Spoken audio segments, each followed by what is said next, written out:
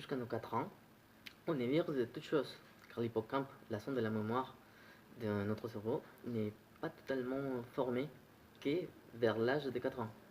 Donc, tout ce qui nous arrive avant n'a presque pas d'importance. Par contre, à partir de l'âge de 4 ans, justement, tout ce que nous voyons, nous entendons ou nous faisons, nous vont amener, petit à petit, bien sûr, à devenir l'adulte qui on est maintenant. Et un des premières influences qu'on a en dehors, justement, de nos parents, c'est l'école. C'est une chose formidable, parce que justement, c'est là qu'on va apprendre à lire, à écrire, à compter.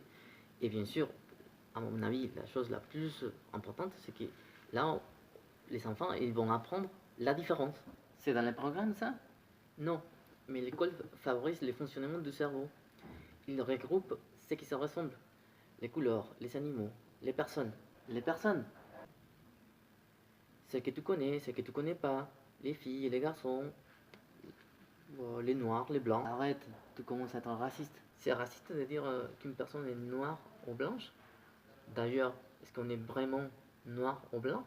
Disons noir et blanc pour une personne, ça peut être mal interprété. L'interprétation, bah, c'est ça. Il n'y a pas de mal de dire justement qu'une personne noire, elle est noire. C'est ce qu'on voit. En revanche, si on ajoute justement à la couleur de sa peau des qualificatifs qui soient justement péjoratives ou amélioratives, ça relève de l'interprétation. Et cette interprétation va nous induire justement à la différence. Bah normal, elle est noire et pas toi. C'est vraiment ce qui compte le plus, la différence. Personnellement, une personne, quelle que soit ses origines, la couleur de sa peau, ses vêtements, reste une personne. Elle a deux yeux, deux bras, des cheveux.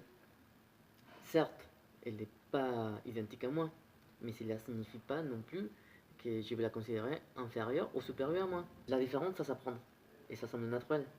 Mais quand on regarde justement le monde d'aujourd'hui, avec les guerres et les révoltes, cette notion de différence, même si elle semble naturelle, ça fait plus de mal que de bien. Donc, pour un monde meilleur, il faudra justement qu'on apprenne à désapprendre la différence.